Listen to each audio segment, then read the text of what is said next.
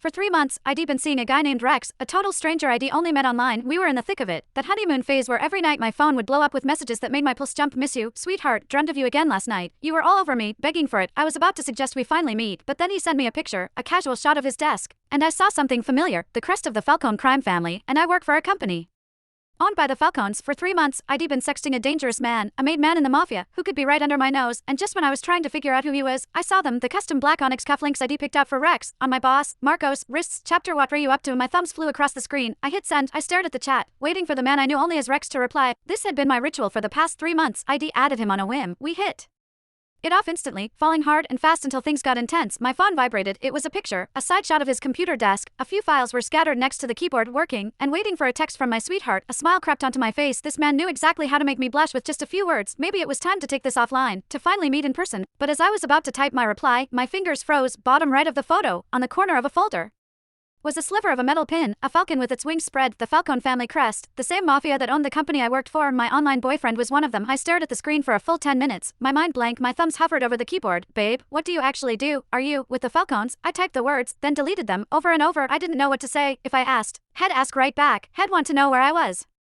He'd find out I worked for a Falcone company. He would come looking for me, and then what? What the hell would I do then? When I didn't reply right away, REXS texts started coming in, one after another. Baby, you there? Busy? Send me a pic, like you do, your hand, or anything. Dreamt of you again last night. You were all over me, begging for it. His words were getting dirtier, bolder, but this time, my cheeks weren't just hot with a blush, they were burning with a cold dread. For 3 months, I thought I was talking to some normal businessman, a guy who was exciting and new, but safe. I might work for the mob, but I never, ever wanted to be with a mobster. That was a death wish, and to think I'd been trading my deepest fantasies and whispering my secrets to a made man. My phone buzzed again, a voice call I couldn't answer. Had hear the panic in my voice. I fumbled with the screen, declining the call. Then I quickly typed out a lie. In a meeting, honey, talk later. He seemed to buy it. A moment later, he replied, waiting for you. I closed the chat and took a deep, shaky breath. I needed to calm down, think first. I had to figure out who he was. Was he some low-level muscle or a high-up manager? Second, what was I going to do? Risk it and keep this going, or run for the hills? I opened our chat history, scrolling through our old messages, searching for clues. We'd both been careful about privacy, never sharing details about our work or personal lives, but one thing stood out. Had once sent me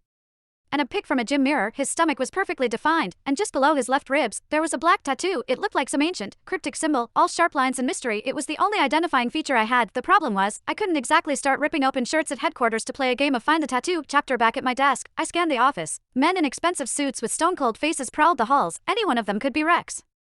My only saving grace was that I'd never sent him a picture of my face. He couldn't recognize me. I opened our chat history again, combing through every line. Finally, I found it. A conversation from last month. Had told me he was shopping on the Magnificent Mile in Chicago, looking for cufflinks for a big event, and asked me to help him choose. I'd picked out a pair of custom black onyx cufflinks with gold trim. Had bought them. I